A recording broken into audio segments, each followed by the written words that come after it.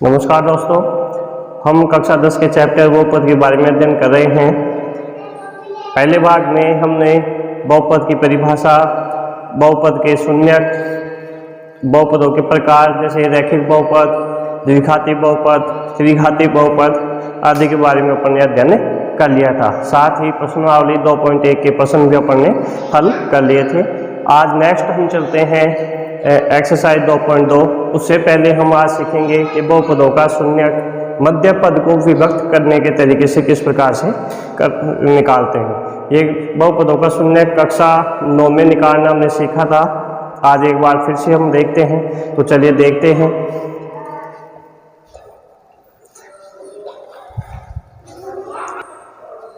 तो आज हम सीखेंगे बहुपद के शून्यक किस प्रकार से ज्ञात करते हैं। तो देखिए, बहुपद के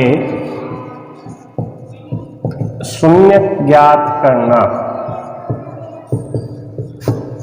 बहुपद के शून्यक ज्ञात करना ये कक्षा 9 में हम पढ़ चुके हैं। एक बार फिर से हम देखेंगे इसको।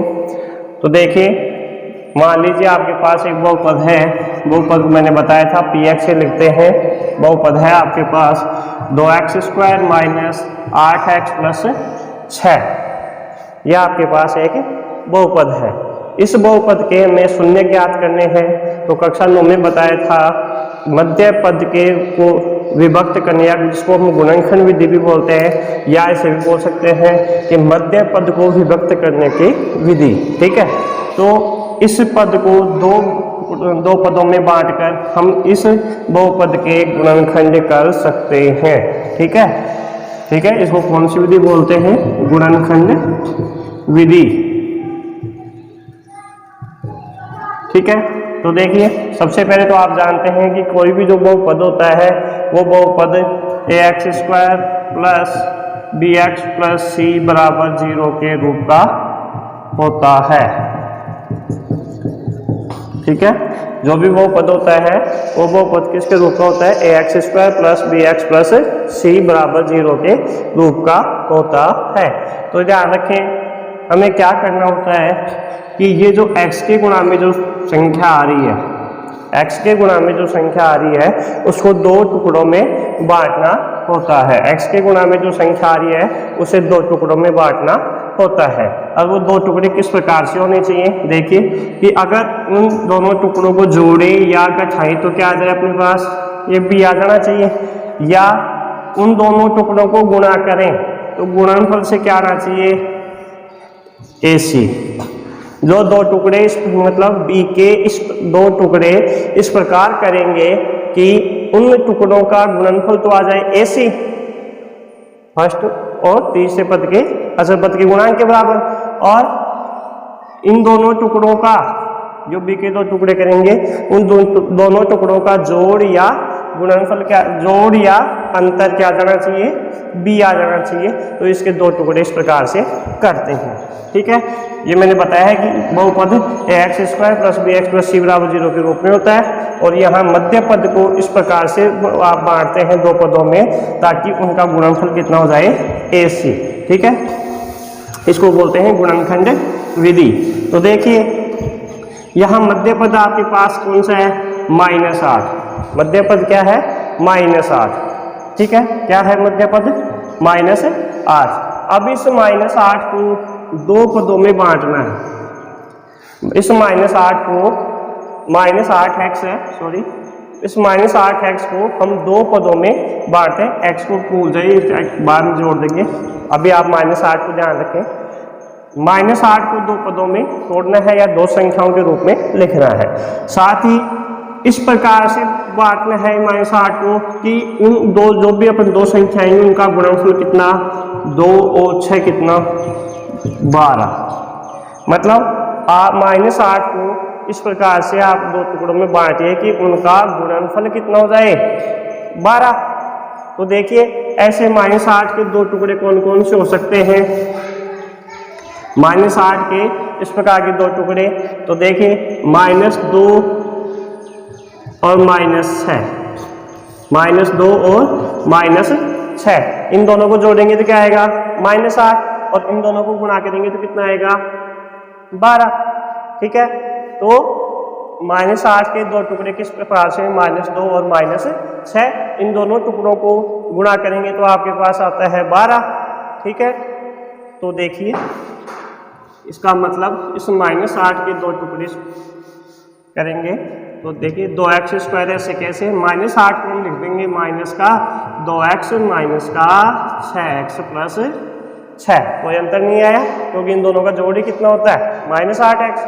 ठीक है, अब देखिए अब यहाँ दो दो पदों के युग्म बना लेते हैं अपन, और इन दोनों जो जोड़े बनाए हैं, युग्म बनाए हैं आपने, इन दोनों में देखिए क्या कॉमन आ रहा है। सबसे जो पहला युग्म बनाया है इसमें एक तो 2 कॉमन आ रहा है, एक ये 2 कॉमन आ रहा है, यहाँ x⁻2 जिसमें x⁻1 तो एक x⁻1 भी कॉमन आ रही है, तो जो कॉमन आ रहा है उसको आप बाहर रख लीजिए। क्या क्या कॉमन आ रहा है, एक तो 2 दोनों में है और एक x कॉमन आ रहा है। तो अब यहाँ 2x इसमें से आपने निकाल लिया तो यहाँ बचा x और यहाँ बच गया 1। ठीक है, नेक्स्ट इसमें देखिए अब एक चीज ध्यान रखें, यहाँ बच्चे गलती करते हैं, ध्यान रखें गुणनखंड विधि से प्रश्न को हल कर रहे हैं तो यहाँ जो आपके पास गुणनखंड आया है कोष्टक में जो आया है वही गुणनखंड का बचना चाहिए दूसरे वाले जोड़े में।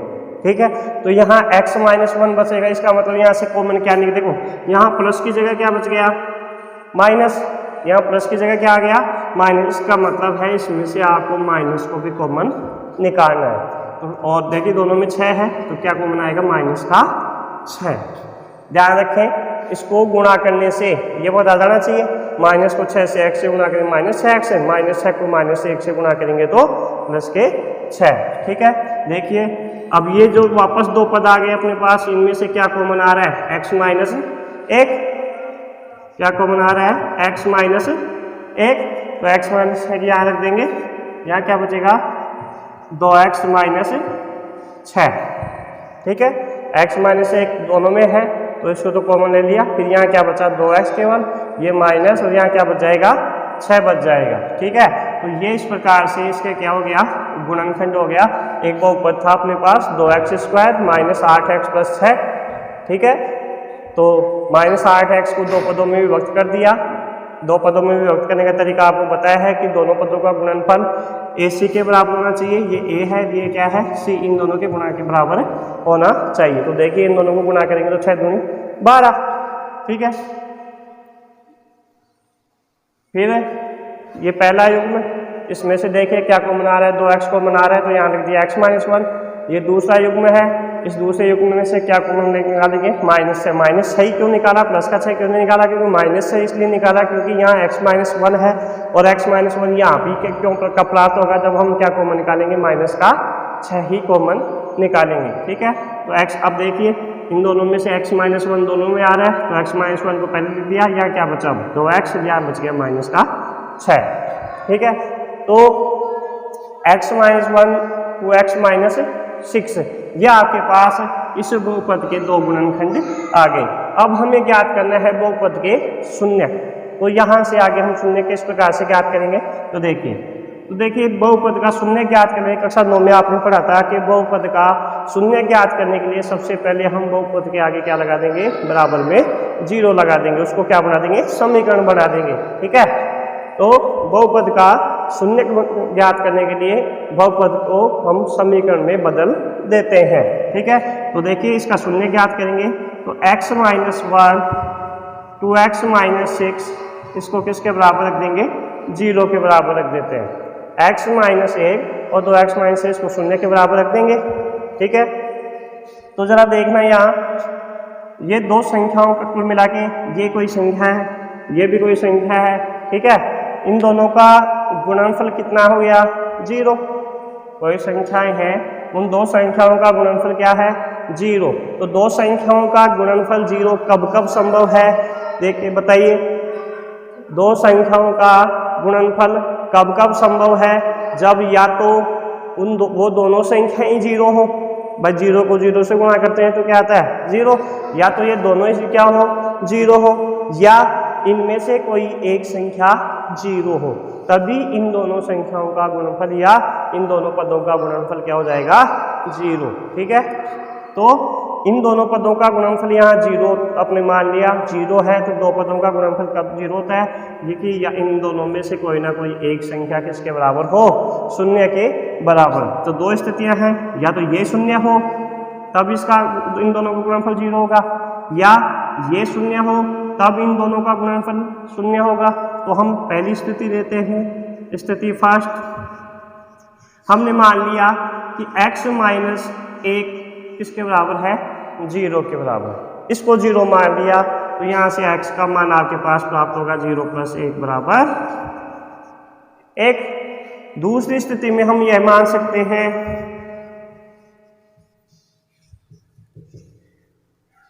2x माइनस 6 किसके बराबर मान लिया, 0 के बराबर। भाई ये 0 है तो 2x बराबर आपके पास हो जाएगा 0 प्लस 6, x बराबर 6 बटा 2 और x का मान आ गया कितना, 3। इस प्रकार से ये दो शून्य का आपको प्राप्त होते हैं। एक द्विघात बहुपद अपने को दे रखा था, गुणनखंड विधि से इसके शून्य निकाले।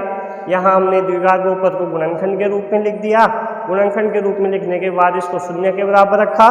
शून्य के बराबर रखने के बाद क्या किया कि दो पदों का गुणनफल शून्य है, ये तभी संभव है जब दोनों में से कोई सा एक पद शून्य के बराबर हो। तो हमने पहली स्थिति में मान लिया कि ये शून्य के बराबर है, तो x माइनस 1 बराबर क्या हो गया, शून्य। यहाँ से x का मान प्राप्त हो गया 1। दूसरी स्थिति में हमने 2x माइनस 6 को शून्य के बराबर मान लिया, तो यहाँ से हमारे पास x का मान प्राप्त हुआ 3। ठीक है, तो इस प्रकार से हम बहुपदों का शून्य ज्ञात करते हैं। कौन सी विधि से ज्ञात किया है, गुणनखंड विधि से। ठीक है, अब बात आती है आपकी कक्षा 10 में कि शून्य को के संबंधों की जांच करना या गुणांकों के संबंधों की जांच करना। ठीक है, गुणांकों के संबंधों की जांच करना। तो देखिए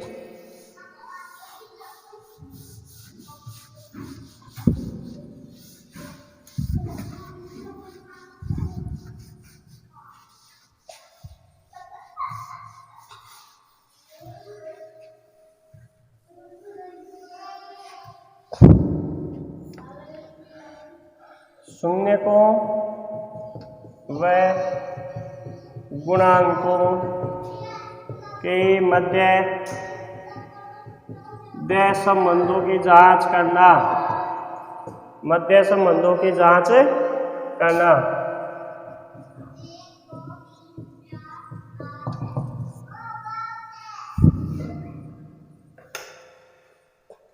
शून्य को व गुणांकों के मध्य संबंधों की जांच करना।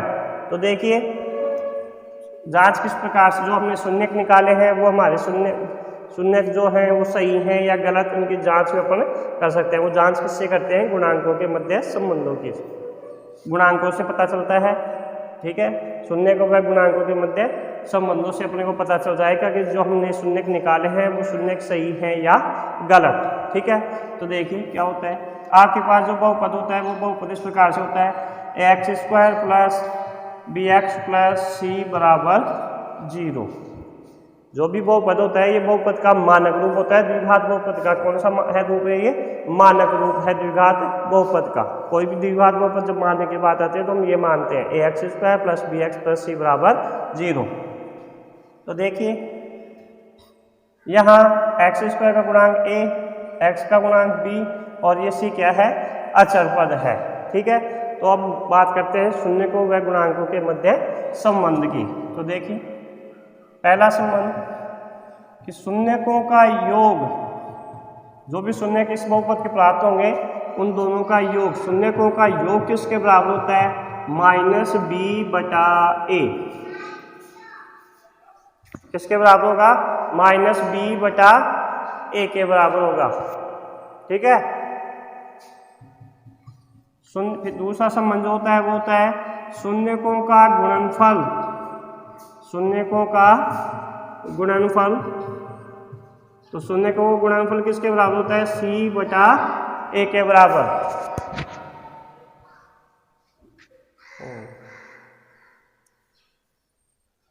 तो शून्यकों का योगफल -b/a होता है, शून्यकों का गुणनफल c/a होता है। ये हमारा शून्यकों व गुणांकों के मध्य संबंध की जांच इस प्रकार से करते हैं। ठीक है, तो चलिए प्रश्नावली 2.2 के प्रश्न करते हैं। देखिए पहला क्वेश्चन है हमारा, निम्न द्विघात बहुपदों के शून्य ज्ञात कीजिए और शून्यकों तथा गुणांकों के बीच के संबंध की सत्यता की जांच भी कीजिए। देखिए द्विघात बहुपद हमें दे रखा है, इन द्विघात बहुपदों के शून्य ज्ञात करने हैं और शून्य ज्ञात करने के पश्चात शून्यकों तथा गुणांकों के मध्य संबंध की सत्यता की जांच हमें करनी है। तो सबसे पहले तो हम इस द्विघात बहुपद के शून्य ज्ञात करते हैं। तो मैंने अभी बताया था आपको कि द्विघात बहुपद के शून्य ज्ञात करने से पहले हम क्या शून्य ज्ञात करने के लिए हम यहाँ इस x² - 2x - 8 को गुणनखंड के रूप में विभक्त करते हैं। और गुणनखंड के रूप में विभक्त करने का सबसे आसान तरीका आपको बताया था कि ये जो मध्य पद है, इस मध्य पद को दो पदों में इस प्रकार से विभक्त कर दीजिए ताकि उन दोनों पदों का गुणनफल AC के बराबर हो जाए। AC मतलब यहाँ x² का गुणांक और C क्या होता है, अचर पद। ये C होता है तो x² गुणा में क्या होता है, A। ठीक है, तो इस मध्य पद को इस प्रकार से विभाजित कर दें कि इन दोनों का गुणनफल किसके बराबर हो जाए, AC के बराबर हो जाए। तो देखिए गुणनखंड विधि से इसके शून्य ज्ञात करेंगे।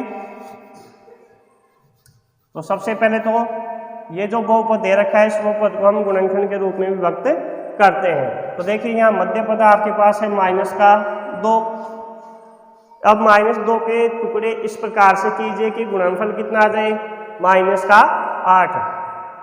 क्योंकि x² गुणा में कितना है, 1, और 1 को -8 से गुणा करेंगे तो कितना आएगा, -8। ठीक है, तो देखिए इस -2 के टुकड़े इस प्रकार से अब देखिए एक चीज और, जब दो संख्याओं का गुणनफल, ये जो AC आ रहा है आपके पास A और C, इस A और C का गुणनफल यदि आपके पास माइनस में आ रहा है तो इसका मतलब है कि एक संख्या आपको बड़ी लेनी है और एक संख्या छोटी लेनी है। जो भी दो संख्याओं में इसको बांटोगे तो एक संख्या जो क्या आएगी, बड़ी आएगी, और एक संख्या क्या आएगी, छोटी आएगी। ठीक है, जब गुणनफल माइनस में आ रहा हो तो एक सीधा सी बात है, एक संख्या बड़ी लेनी है और एक संख्या छोटी लेनी है। तो देखिए ऐसी संख्याएं छांटिए जिनको अपन गुणा करें तो आ जाए 8 -8, और उनको जोड़ें या घटाएं तो आ जाए कितना, -2। तो इस प्रकार की संख्याएं छांटनी है। तो देखते हैं, तो देखिए अपने पास -2 के टुकड़े जब ऐसे करते हैं तो देखिए ऐसे कौन सी संख्याएं, देखो 4, 2, 2 और 4, ये दो संख्याएं। ठीक है, ये माइनस में आ रहा है तो इसको आप माइनस में ले लें, -4 को। ठीक है, तो कितना हो गया, 2 - 4। ठीक है, 2 और -4 को जोड़ेंगे तो आपके पास आएगा -2, और 2 और -4 को गुणा करेंगे तो आगे 2 को -4 से गुणा करते हैं तो कितना आता है, -8। ठीक है, तो -2 के दो टुकड़े कौन कौन से हो गए, 2 और -4, ये 2x है तो यहाँ भी आप क्या लगा देते हैं, x। तो ठीक है, x², ये -2x को अब क्या लिखेंगे हम, प्लस का 2x माइनस का 4x - 8। ठीक है, मध्य पद को दो पदों में हमने विभक्त करके लिख दिया है। ठीक है, अब दो पदों के जोड़े बना लीजिए। इन दोनों पदों में देखिए कुछ कॉमन है, क्या कॉमन है, x कॉमन, क्या यहाँ x बच गया, यहाँ क्या बच जाएगा, 2। इन दोनों में से देखते हैं तो माइनस कॉमन है, माइनस का 4 दोनों में से कॉमन आएगा तो यहाँ बचेगा x + 2। अब ये जो दो पद आए हैं इन दोनों पदों में आपके पास कॉमन आया है x + 2, और यहाँ क्या बच जाएगा, x - 4। तो ये जो प्रश्न में दिया था, पहला क्वेश्चन था x² - 2x - 8, इसको हमने गुणनखंड के रूप में लिख दिया है। अब देखिए इसके शून्य ज्ञात करने के लिए शून्य ज्ञात करने के लिए x + 2 और x - 4, इन दो इसको बना देते हैं, क्या बना देते हैं, समीकरण बना देते हैं, मतलब बराबर में क्या लिख देते हैं, शून्य बना देते हैं। अब वही बात इन दो पदों का गुणनफल शून्य है, तो इसका तात्पर्य हुआ कि इनमें से एक कोई सा भी पद क्या है, शून्य के बराबर है, तभी तो दो पदों का गुणनफल शून्य हो सकता है। तो मैंने स्थिति फर्स्ट, पहले हमने मान लिया कि x प्लस 2 का मान 0 के बराबर है, यहाँ से आपके पास x का मान आ गया -2। दूसरी स्थिति, x -4 को हम 0 के बराबर मान लेते हैं, तो आपके पास 0 + 4 x का मान प्राप्त होगा कितना, 4। इस प्रकार से आपको ये दो शून्य प्राप्त होते हैं। ठीक है, गुणनखंड विधि से हमने इसके दो शून्य प्राप्त किए। पहला शून्य हमारे पास आया x -2, दूसरा शून्य कितना हुआ, 4। अब प्रश्न हमसे बोल रहा था कि शून्य को तथा गुणांकों के मध्य संबंधों की सत्यता की जांच भी कीजिए। ठीक है, तो हम सत्यता की जांच करते हैं। तो देखिए जांच, तो देखिए पहला संबंध था शून्यकों का योगफल से संबंधित। इस शून्यकों का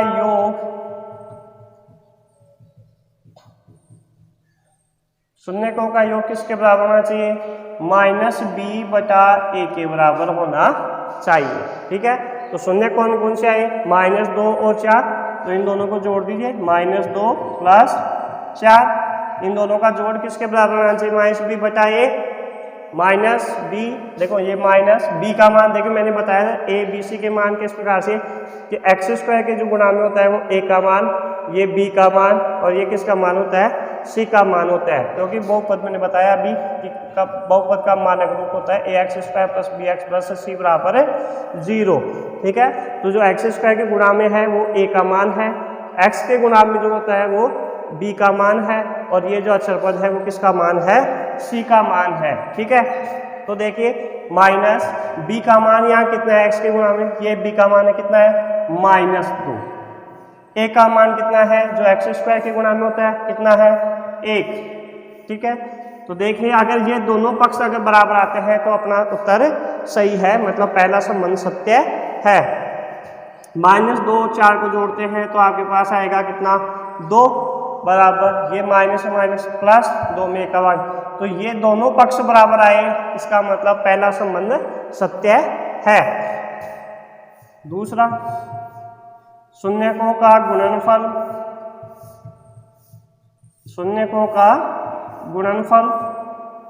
बराबर c/a। अब शून्यकों का गुणनफल, तो शून्य का आपके पास एक शून्य, पहला शून्य था -2, दूसरा शून्य था 4, तो इन दोनों का गुणनफल कर देंगे, -2 और 4 बराबर c/a। c क्या है, अचर पद -8, a का मान जो x² के गुणा में है कितना है, 1, इनको गुणा करेंगे -8 बराबर -8, ये भी दोनों पक्ष बराबर आ गए, इसका मतलब दूसरा संबंध भी सत्य है। ठीक है, तो हमने शून्य ज्ञात किए, और शून्य ज्ञात करने के बाद शून्यकों व गुणांकों के मध्य संबंध की सत्यता की जांच भी कर ली। सत्यता की जांच में हमने पाया कि दोनों संबंध क्या है, दोनों संबंध क्या है, सत्य है। शून्यकों और गुणांकों के मध्य जो दोनों संबंध हैं वो सत्य हैं। ठीक है, तो इस प्रकार से आपको एक्सरसाइज 2.2 के सभी प्रश्न हल करने हैं। कुछ प्रश्न मैं करवा देता हूँ। ठीक है, पहला क्वेश्चन हमने पहले का जो पहला क्वेश्चन था वो हमने कर लिया है। नेक्स्ट क्वेश्चन, चलिए आगे हम पहले का तीसरा क्वेश्चन करते हैं। तीसरा क्वेश्चन है 6x² - 3 - 7x।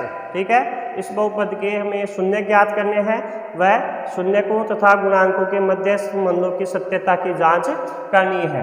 तो देखिए ये जो मैंने बताया था कि कोई बहुपद होता है तो बहुपद को हमेशा घातों के अवरोही क्रम में लिखा जाता है। ठीक है, जो बहुपद के पद होते हैं उनको हमेशा घातों के अवरोही क्रम में लिखा जाना चाहिए। तो ये घातों का अवरोही क्रम नहीं है, पहले यहाँ देखिए 2 घात वाला पद पहले आया, उसके बाद में आना चाहिए 1 घात वाला पद। जो यहाँ शून्य घात अचर पद है, अचर पद क्या होता है, शून्य घात वाला पद, तो यहाँ शून्य घात वाला पद आ गया, और यहाँ 1 घात होती है, अवरोही क्रम में नहीं है। तो सबसे पहले तो हम इसको घातों के अवरोही क्रम में लिखेंगे, 6x² - 7x - 3। ठीक है। अब हम ये शून्य ज्ञात करने जा रहे हैं। तो शून्य ज्ञात करने के लिए मैंने बताया था कि ये जो मध्य पद है इसको दो भागों में बांटना है, दो पदों में बांटना है इसको। और दो पदों में किस प्रकार से कि ताकि उन दोनों पदों का गुणनफल किसके बराबर हो जाए, इन दोनों पदों के गुणनफल के बराबर। 6 गुणा -3 कितना, माइनस का 18। मतलब 7 के दो टुकड़े इस प्रकार से करने हैं कि उन टुकड़ों का गुणनफल कितना हो जाए, माइनस का 18 हो जाए। तो देखिए -7 के दो टुकड़े इस प्रकार से कीजिए जिनका गुणनफल आपके पास आ जाए माइनस का 18। तो ऐसे दो टुकड़े मैंने बताया कि गुणनफल अगर माइनस में आ रहा है 6 को -3 में -18, तो एक टुकड़ा बड़ा आएगा और एक टुकड़ा छोटा आएगा। तो देखिए छोटा टुकड़ा तो क्या आएगा 2 और दूसरा टुकड़ा 9। देखिए 2 को और -9 को हम जोड़ते हैं, 2 को और -9 को हम जोड़ते हैं तो कितना आएगा माइनस का 7, और 2 को और -9 को हम गुणा करते हैं तो हमारे पास प्राप्त होगा माइनस का 18। ठीक है। तो ये जो -7x है इसके दो टुकड़े हो जाएंगे 2x और माइनस का 9x। ठीक है। तो इसको यहाँ लिख देते हैं 6x² plus 2x minus 9x minus 3। ठीक है। तो देखिए इन दोनों में से इन दोनों पदों में क्या कॉमन आ रहा है, 2x कॉमन आ रहा है। यहाँ बच जाएगा x प्लस 1 माइनस, यहाँ दोनों में कॉमन आ रहा है 3, तो यहाँ बच जाएगा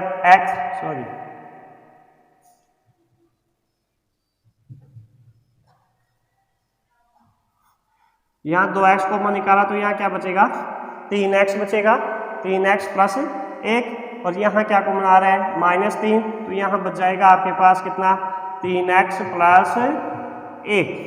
अब इन दोनों पदों में ये पद कॉमन आ रहा है तो इसको लिख देंगे 3x प्लस 1, तो कॉमन ले लेंगे और क्या बच जाएगा 2x माइनस 3।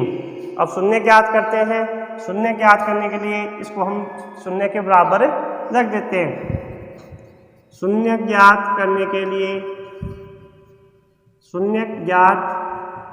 करने के लिए 3x प्लस 1 और 2x माइनस 3 को हम शून्य के बराबर रख देते हैं। स्थिति फर्स्ट 3x प्लस 1 बराबर 0, 3x बराबर 0 माइनस 1, 3x बराबर कितना हो जाएगा, x बराबर कितना हो जाएगा -1/3। ये पहला शून्य प्राप्त हो गया। दूसरी स्थिति सेकेंड 2x माइनस 3 को शून्य के बराबर रख देते हैं तो आएगा 2x बराबर 0 प्लस 3, x बराबर 3/2। ठीक है। इस प्रकार से दो शून्य हमें प्राप्त होते हैं। अब इन दोनों शून्यकों से हम संबंधों की सत्यता की जांच करते हैं। ठीक है। जांच इस प्रकार से करेंगे। तो पहला संबंध था शून्यकों का योग बराबर -b/a। तो देखिए शून्यकों का योग यहाँ शून्यक है -1/3 और दूसरा शून्यक है 3/2। तो शून्यकों का योग कितना हो जाएगा -1/3 प्लस 3/2 बराबर माइनस b का मान। देखिए ये a का मान है, ये b का ये तो घातों अवरोही क्रम में नहीं था तो इसको हमने घातों अवरोही क्रम में, तो बहुपद कौन सा है अपना ये। तो ये a का मान है, ये b का मान है और ये c का मान है। तो b का मान यहाँ कितना है -7, a का मान कितना है 6। तो देखिए ये हर असमान है। जब भी है दो बिंदुओं के हर असमान है तो उनका हरों का लैसा लेकर और फिर आप इन दोनों बिंदुओं को जोड़ सकते हैं। तो इनका क्या लेंगे हम लैसा लेते हैं, 3 और 2 का लैसा लेंगे तो आएगा 6 माइनस का 2, 3 को 3 से गुणा कर देंगे तो 9 और ये आ जाएगा 7/6। देखिए -2 और 9 को जोड़ेंगे तो आएगा 7/6 बराबर 7/6। तो इसका मतलब पहला संबंध तो अपना सत्य है, दोनों पक्ष बराबर आ गए। ठीक है। तो पहला संबंध तो सत्य है। दूसरा संबंध क्या है, शून्यकों का गुणनफल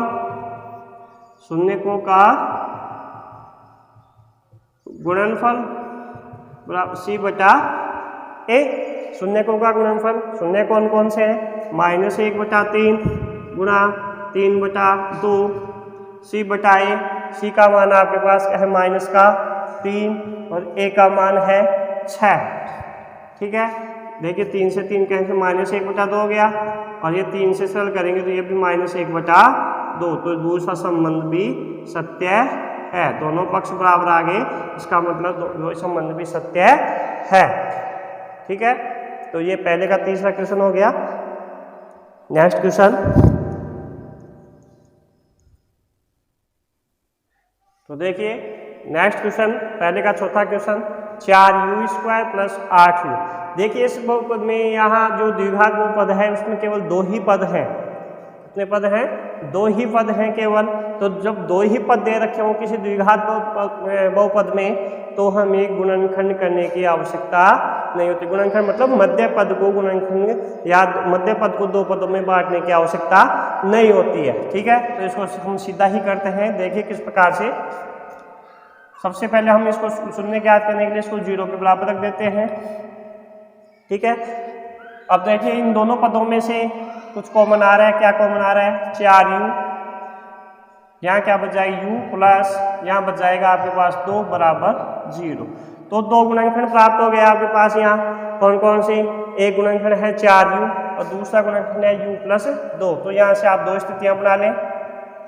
स्थिति फर्स्ट, 4u बराबर हो जाएगा 0, भाई या तो ये शून्य है या ये शून्य है।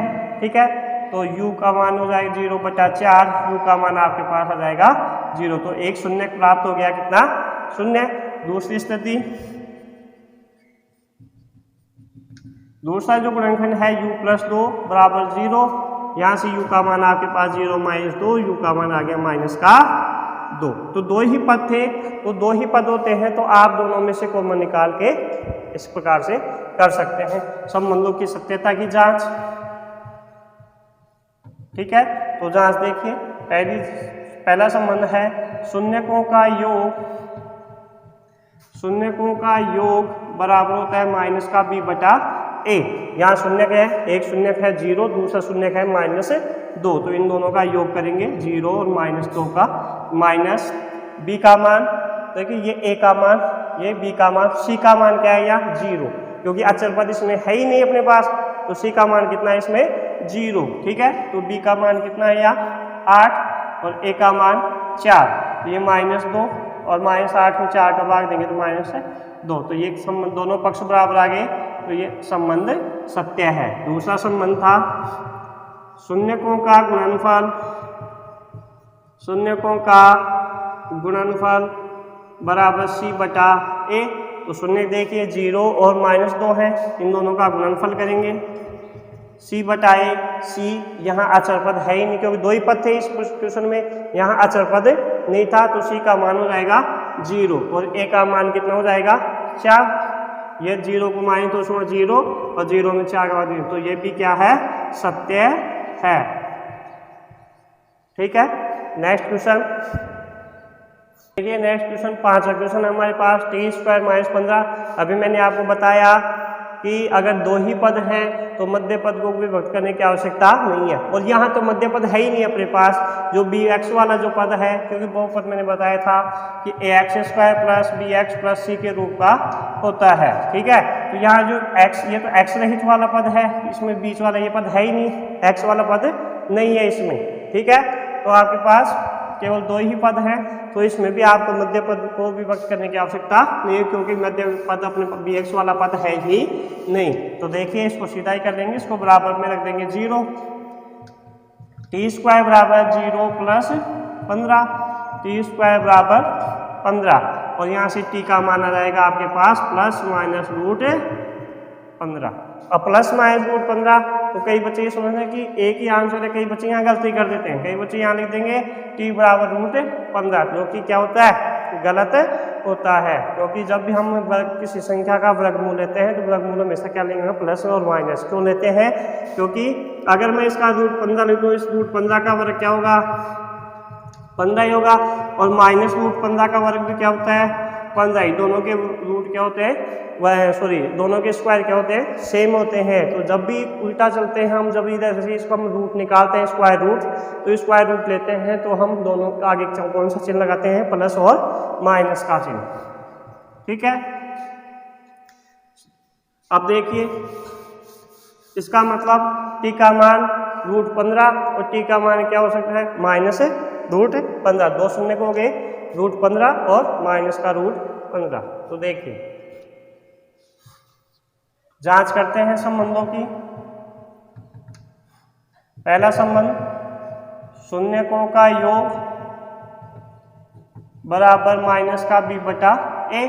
देखिए शून्य कौन से है, एक तो है प्लस का √15 और एक है माइनस का √15। तो √15 और दूसरा है माइनस का √15। माइनस b का मान, यहाँ b है ही नहीं, तो b का मान कितना हो गया 0। a का मान कितना है, जो t² के गुणा में है 1। ये देखिए कितना हो जाएगा 0, और ये भी कितना हो जाएगा 0। तो ये संबंध भी क्या हो गया, सत्य है। दूसरा, शून्यकों का गुणनफल ये होता है c/a। तो शून्यकों का गुणनफल देखिए कौन कौन से है शून्य, √15 गुणा माइनस का √15। c का मान कितना है आपके पास अचर पद, माइनस का 15, a का मान 1। देखिए ये प्लस की ये संख्या है, माइनस की तो आएगा माइनस। √15 को √15 से गुणा करेंगे तो 15, और ये माइनस का 15, दोनों पक्ष बराबर आ गए। तो ये संबंध भी क्या है, सत्य है। ठीक है, चलते हैं नेक्स्ट क्वेश्चन की ओर। तो देखिए क्वेश्चन संख्या 2 की ओर चलते हैं। दूसरे क्वेश्चन में आपको शून्यकों का योग और गुणनफल दिया हुआ है, और आपसे पूछा है कि द्विघात बहुपद ज्ञात कीजिए। मतलब वह द्विघात बहुपद ज्ञात कीजिए जिसके शून्यकों का योग व गुणनफल दिया गया हो। तो देखिए जब शून्यकों का योगफल व गुणनफल दिया गया हो तो शून्य किस प्रकार बहुपद किस प्रकार से ज्ञात करते हैं, उसके लिए हमारे पास सूत्र है x² माइनस शून्यकों का योग गुणा x प्लस शून्यकों का गुणनफल। ठीक है, जब भी शून्यकों का या तो दो शून्य दे रखे हो या शून्यकों का योग और गुणनफल दिया हुआ हो, तो इस सूत्र की सहायता से हम बहुपद ज्ञात कर सकते हैं। ठीक है, तो जब शून्यकों का योग व गुणनफल दिया गया हो तो द्विघात बहुपद होगा x² माइनस शून्यकों का योग इंटू x प्लस शून्यकों का गुणनफल। जब आपके पास दो शून्यक भी दे रखे हो तो उन शून्यकों का योग और गुणनफल निकालकर भी आप बहुपद ज्ञात कर सकते हो। ठीक है, तो चलते हैं क्वेश्चन संख्या दूसरे का पहला। देखिए दूसरे का पहला क्वेश्चन है 1/4।